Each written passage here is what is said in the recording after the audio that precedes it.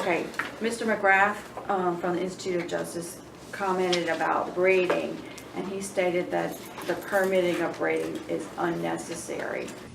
My proposal today in the documents that I've handed out are to delete the references to braiders. This is unnecessary. I suggest to you that this is unnecessary, that it be included in the rules.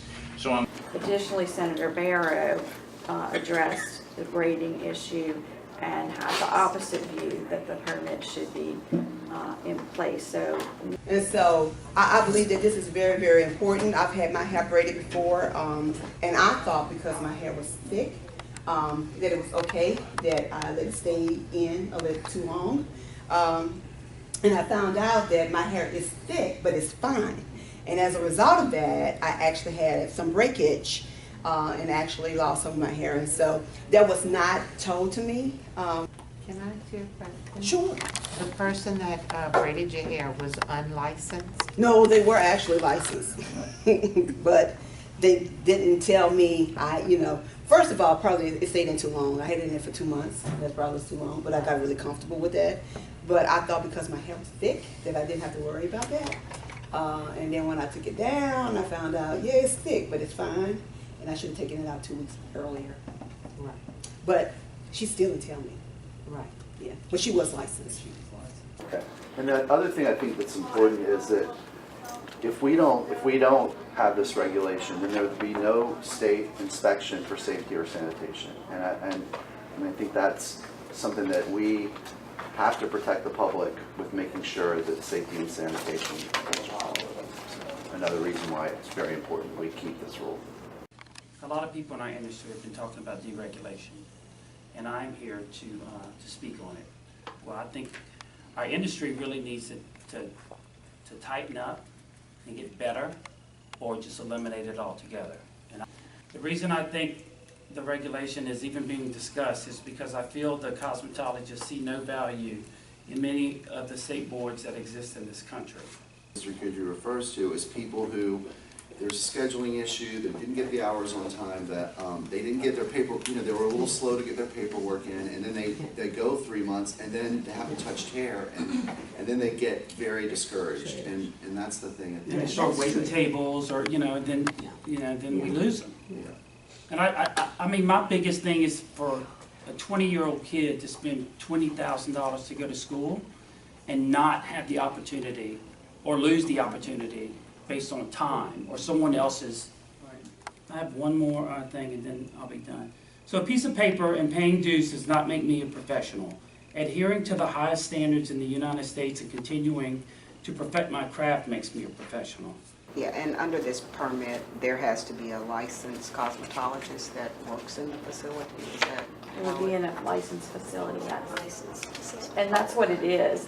The rule actually that's proposed was to take out the grandfather clause and to allow recognition of some additional training.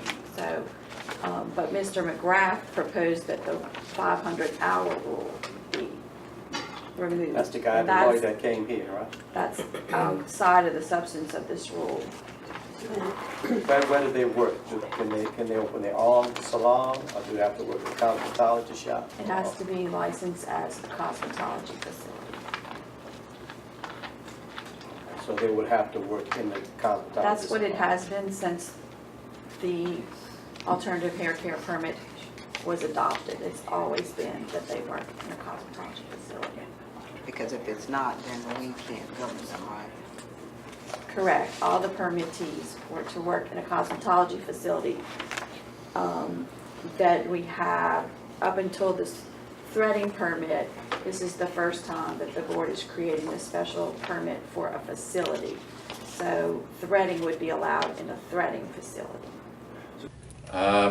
because certainly it burdens the economics of a standalone braiding salon. It puts costs on those salons by having to hire a manager to supervise the braiders. And I would submit that it burdens the very people who you want to support, the 45 or 47 licensees, and it certainly burdens the many, many scores of braiders who are not part of your regime, potentially putting them all out of business, or at least reducing the profitability of their organizations. Because the equipment requirements are different. Can we go ahead and approve the recommendation with regard to braiding? Can someone make a motion to approve it? I make a motion to approve it. I second the motion. All in favor, say aye. Aye. Any opposition? And then we have to address the comments, and the recommendation would be, since the training is already in the rule and we weren't really changing the training requirement, to leave the rule as it was published. I think we should, and this, I think Mr. McGrath felt like the thing that was very telling was when he said, he admitted that braiding involves trimming or cutting hair. And he tried to draw a distinction between ancillary cutting and primary cutting. He didn't really, I couldn't understand what he really meant by that.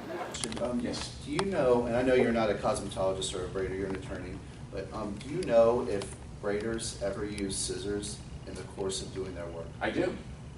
They do. They trim the ends of the hair that they do.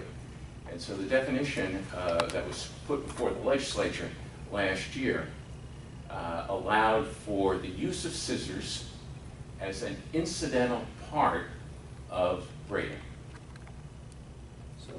So then are you saying then that trimming is not a part of hairdressing or cosmetology? Is that what you're?